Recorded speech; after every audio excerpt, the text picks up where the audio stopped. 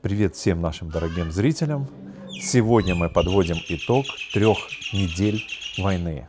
Я уже обещал вам, что мы будем продолжать это делать, и, наконец, это время пришло. Я сознательно дождался этого времени, чтобы за 21 день уже можно, как говорится, провести итог. И также я буду реагировать на ваши комментарии, вопросы. Мне присылают десятки писем со всего мира.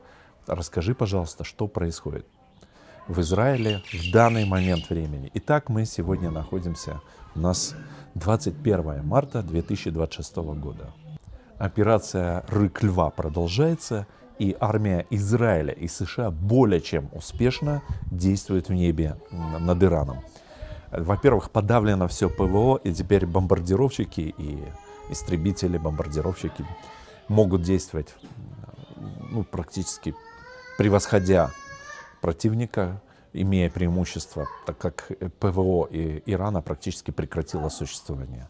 И ввиду этого атаки проводятся уже более на низкой высоте и так далее и тому подобное. Было совершено со стороны Израиля более 8,5 тысяч боевых вылетов. Со стороны США, армии США, более 8 тысяч. И это действительно колоссальная эскалация конфликта и показывает уровень боевых действий вообще. Недавно был большой удар по нефтяному даже объекту в районе Тегерана, который использовал КСИР, корпусы стражей исламской революции, и по газовому месторождению. Иран в ответ бьет по странам Персидского залива, по Израилю и по Иерусалиму, но об этом мы поговорим чуть позже. Обязательно посмотрите видео до конца. Я буду рассказывать об атаках на Иерусалим. Это отдельная тема, я не хочу сейчас на ней останавливаться. Попозже поговорим. Есть потери со стороны как и военнослужащих США и мирных жителей Израиля. У нас потери оцениваются в 20 человек убитыми и несколько десятков раненых. В США около 17 погибших военнослужащих. Есть погибшие на территории палестинской автономии. Это Салон невест, целая семья погибла. Я выяснил этот вопрос. 4 погибших в районе Хеврона, города палестинской автономии. В общем, есть потери. И меня многие спрашивают, как вообще обстановка? Как обстановка, как на войне, как на войне. Если страна атакуется баллистическими ракетами каждый день, то такая обстановка. Многие спрашивают, зачем Иран бомбит гражданские аэропорты, гостиницы в странах Персидского залива. Очень все просто. Это агония. Не надо испытывать иллюзии, очень много есть всяких пропагандистских заявлений и иранской идеологической, то, что от нее осталось, машины, я даже не могу это назвать, это какие-то просто уже хаотические высказывания о том, что громят и авианосцы тут бомбят и все такое, все прочее. Нету никакого общего у них плана, это понятно все. Есть вот такие удары беспорядочные по нефтеструктуре, гражданским объектам. Пытаются, базы атаковать на Ближнем Востоке, чтобы привлечь внимание. Прежде всего подвергается атакам Дубай.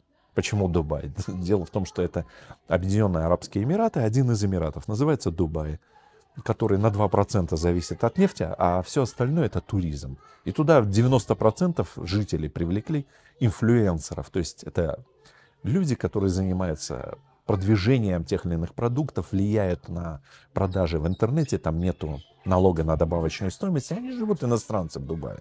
Так вот, чтобы этих людей напугать, чтобы они начали, так сказать, обратную пропаганду против страны, в которой они живут, пытается вот таким образом устрашить их, что ли. Но Дубай быстро подсуетился. Закон сейчас выпустил о том, что то, что нарушает, безопасность этого Эмирата, запрещено выставлять в интернет. И вот эти инфлюенсеры быстро перестроились, и теперь Дубай выживет. Вот такой флешмоб пошел на уровне. Выживет, все настроит, все восстановится очень быстро и так далее и тому подобное. Это к тому, что часто попытки устрашения, наоборот, одной страны, вот в том числе Ирана, обернуться против него как раз. И в данном случае здесь такой Эмират, как Дубай, естественно, проводит ответные действия. Пусть не военные, но информационные. И это нормально. Также Катар получает и так далее. Иордания, Бахрейн, Оман, Кувейт. Но это беспилотники, это уже не массовые там запуски, как были в самом начале. То, что я говорил, это отдельные какие-то одиночные удары, которые рассчитаны больше как пиар-акции. Прилетел беспилотник, куда-то ударил, что-то загорелось. Ой, все, страшно, апокалипсис. Привлечь внимание, привлечь внимание. То же самое по Израилю. Это не налеты из 10, там, 15, 20 или более. Летит одна ракета, но она загоняет, тем не менее, большинство населения в бомбоубежища, в защищенные помещения и так далее.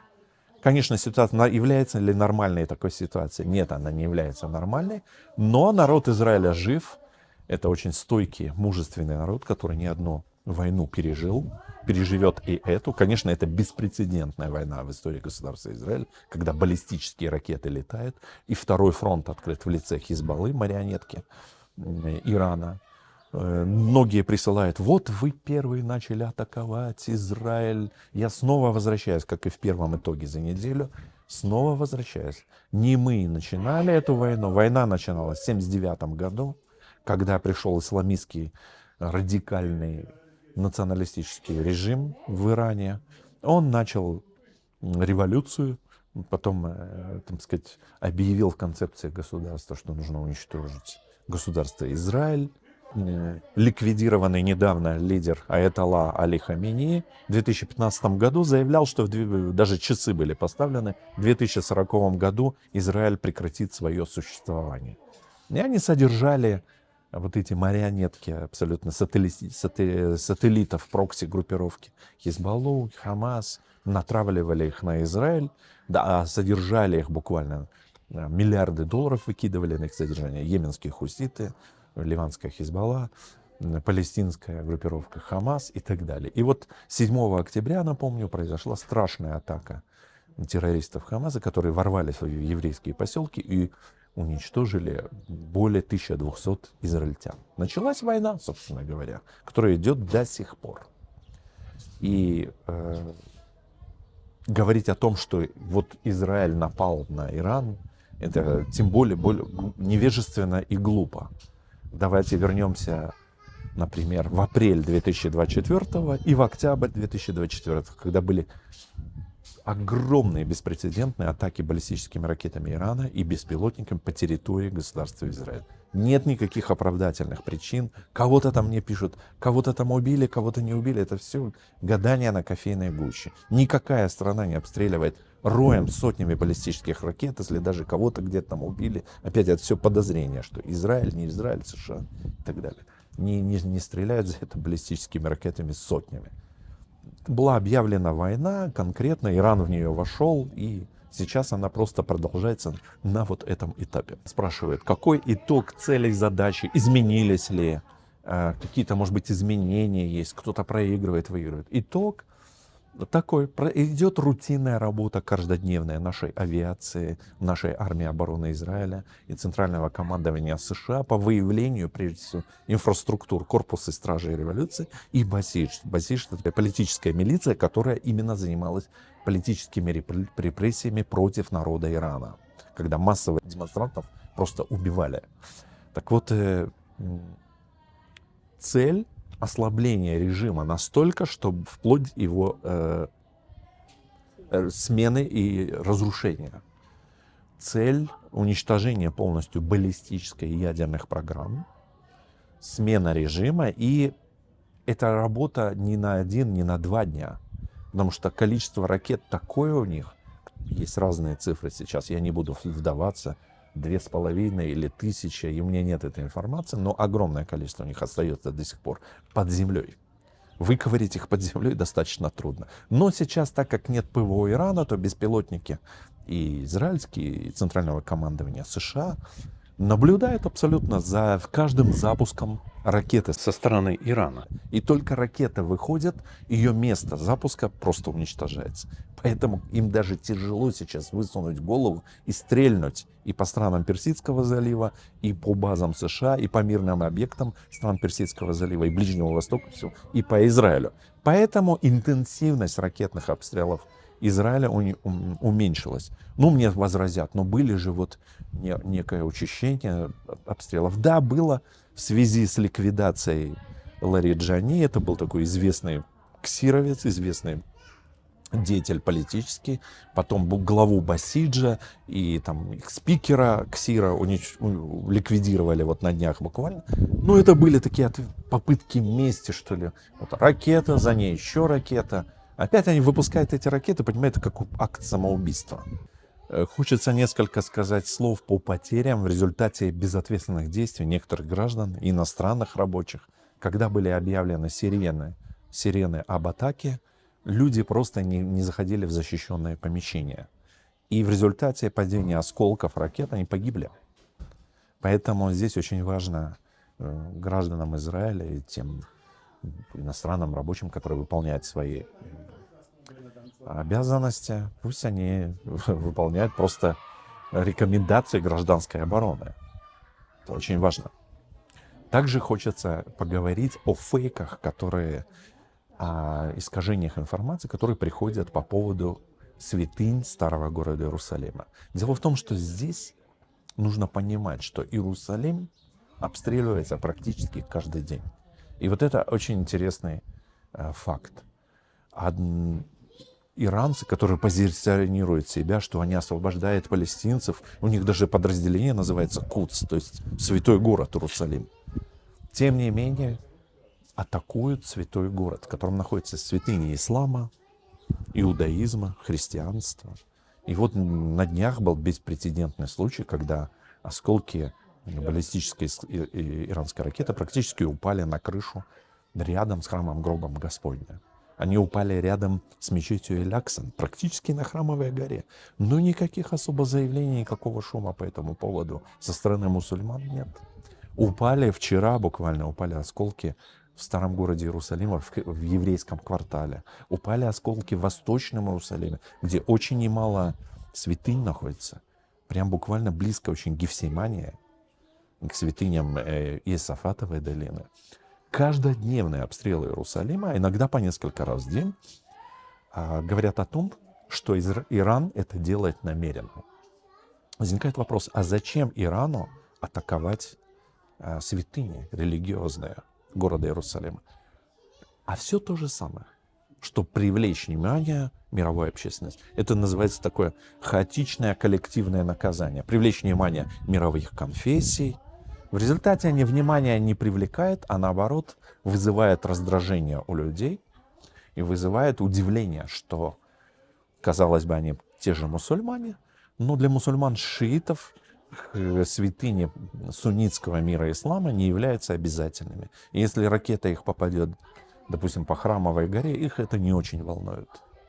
Значит, мне приходят вот сейчас несколько прям писем пришло, вот как же так, храм Гроба Господня закрыли в старом городе Иерусалима, как же так, вот сейчас Великий пост, и вот сионисты, израильтяне эти вот закрыли здесь, не любят они христиан, но это вот полный бред, ребята, вот слушайтесь, что вы читаете, что пишут люди, вот внимательно подумайте.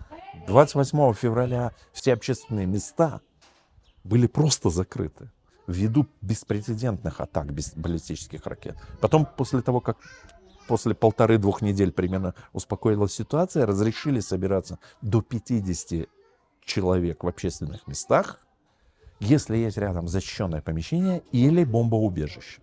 Ну, возле храма Гроба Господня нет ни защищенного помещения, ни бомбоубежища. Ну, как же там могут собираться люди, когда вот полиция, 8-9 человек, вытащила буквально осколок огромный от иранской ракеты. То же самое у Стены Плача, вот показывает фотографии, но некоторых они радуют, что никого нет у Стены Плача. Да, потому что запрещено законом военного положения. Власти просто беспокоятся о людях, чтобы они не погибли. Это нормальная ситуация. Есть такие вот заявления в интернете, что сионистские происки, храм Гроба Господня никогда не закрывался. Это абсолютнейшая ложь. Ложь эта опровергается, например, персидским нашествием 614 года, когда Парвиз II, персидский лидер, напал на храм Гроба Господня, были нанесены очень значимые повреждения. Второе было разрушение полное. В 1009 году Хакимом Безумным. Храм разрушили полностью, храм Воскресения Христова. Прежде всего его восстановить, я не помню, по-моему, 42 года заняло. Были одни руины. Это каком, вы говорите, закрытие или открытие? Были войны, были нападения, были атаки, горели купола. Внешний купол храма Гроба Господня периодически истлевал, горел, закрывали его на ремонт. Поэтому вот эти все разговоры, они на уровне каких-то невежественных заявлений, такой вот желтой прессы, я не знаю, искаженной информации. Опять же, чтобы сказать, вот евреи виноваты, вот они закрыли здесь храм и так далее, или те или иные святыни, храмовую гору, или стену плача, или мусульманские святыни и так далее.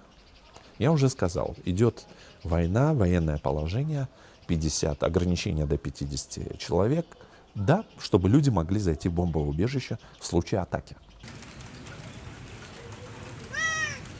Вот, пошел дождь замечательный. Но дождь это с небесного Иерусалима, это замечательно, все хорошо. И теперь немножко о фейках. Фейки, конечно, потрясающие.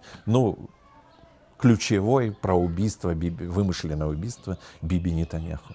И вот что его убили, и что главу Генштаба Израиля там ликвидировали, еще чего-то. Бедный Биби вынужден был покупать кофе тут несколько раз. И то разбирали его видео, что вот искусственный интеллект создал и так далее. Но Биби очень активен, дает брифинги, общается с народом Израиля, жив, слава Богу, работает и все делает для своей страны, так как и наш глава Генштаба Исраэль Кац и другие лидеры Израиля. Абсолютнейшие фейки, не надо этому верить. Тель-Авив 10 раз разрушен, в Иерусалиме чуть ли не полхрамовой горы снесли. Не надо этому верить. Мы сидим здесь, радуемся жизни. Город продолжает жить своей жизнью, и Израиль продолжает жить своей жизнью.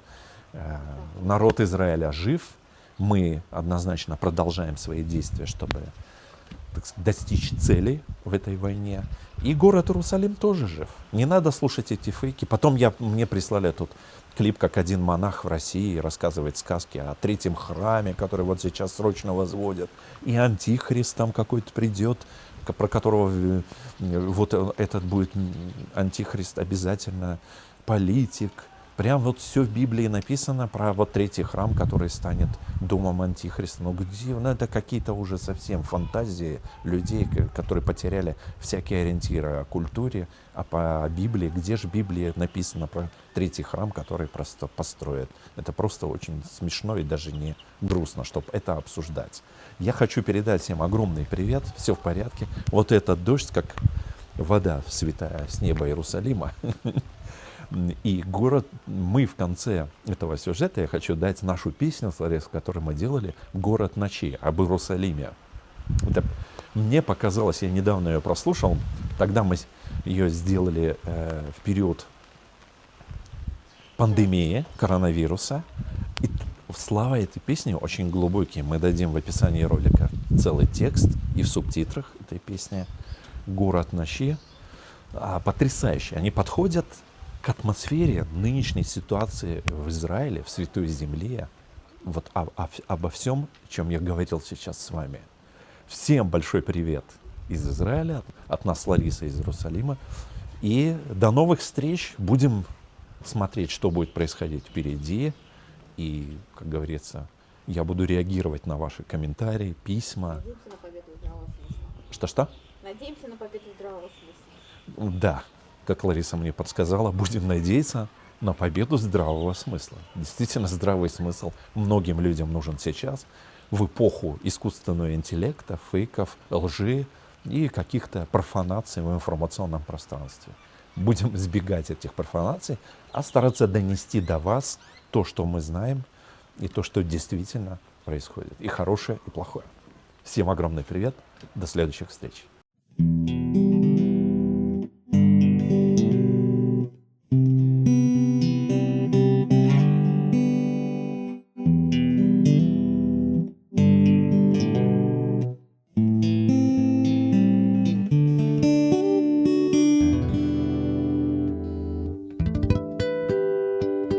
Город уснул в призрачной пыли, небо и звезды вновь смотрят на нас.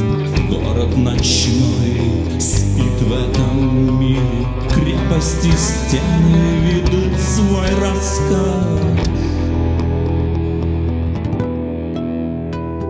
Город ночной сияет небо, город ночной радует светом.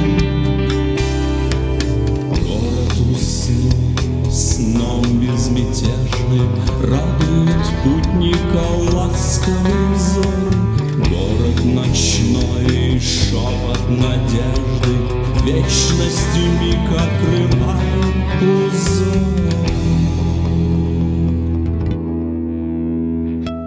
Город считает вечности дни, тысячи судеб здесь сплетены. Небо и звезды мерцают вдали. Город в ночи. Город надежды радует звезды, просит о мире рассветом ночи.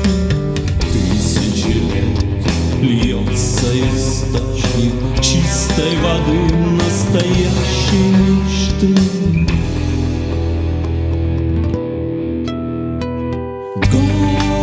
Город ночной грязит о небе, смотрит с тоской, он ли там небо. Город тепла и оазис пустыня, молится ночью, пронзив небо сон.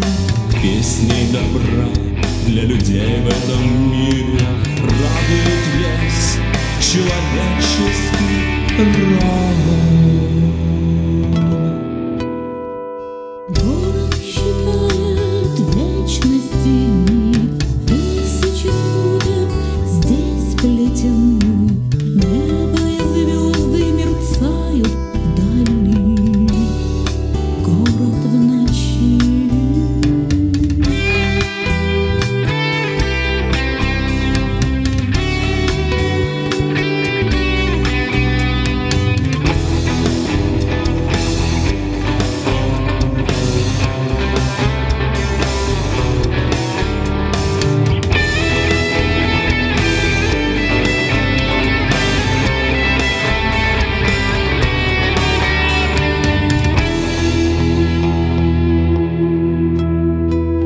Город ночной сияет небо, город ночной радует светом.